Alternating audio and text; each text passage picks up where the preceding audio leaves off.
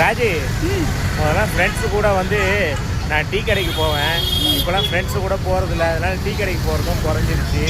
இன்றைக்கி நம்ம பையனுங்களை கூட்டிகிட்டு வரதுக்கு வந்தோம் ஸ்கூல்லேருந்து, பையனையும் பொண்ணையும். ஓகேவா, என்னை கூட்டிகிட்டு போறியா டீ கடைக்கு? முதல்லாம் நிறையா டைம் போவார் ஃப்ரெண்டுங்களோட ஆகும்னா. பையப்பில் ஒரு நாளைக்கு ஆசைப்படுது, வாங்கி கொடுத்தா பார்த்து செஞ்சு கொடுத்துடலாங்களா? பசங்களுக்கு ஸ்நாக்ஸ் வாங்கி கொடுத்துட்டு அங்கே போகலாம், போயிட்டு வரலாமா? சரி. எங்கள் பிள்ளைங்க, பிள்ளைங்களா வாங்க, வாங்க வாங்க, கை கட்டு. பசங்களாம் வந்துட்டாங்க, நாங்கள் டீ கடைக்கு போகலாமா ராஜி? ஓகே, போகலாம்.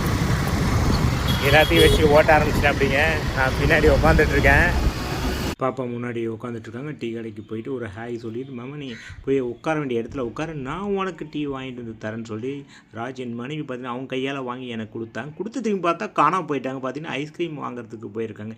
என் பையன் பார்த்தீங்கன்னா அங்கே ரேட்டு கம்மியாக இருக்கிறதா பார்த்து வாங்கிட்டு இருக்காங்க. பாருங்க அதை.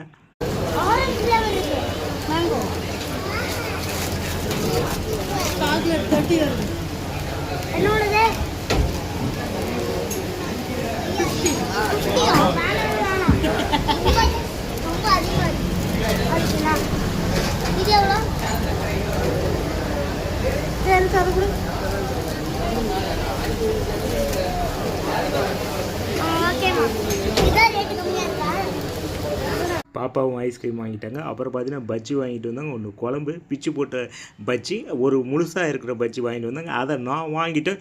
நீ அந்த குழம்பு ஊற்ற பஜ்ஜியை சாப்பிடுமா அப்படின்னு சொன்னேன். ஆனால் அதில் சூடாக இருக்குன்னு தெரியாமல் நம்ம தலைவி வாயில் போட்டோன்னு சொரக்குன்னு சுட்டுருச்சுங்க.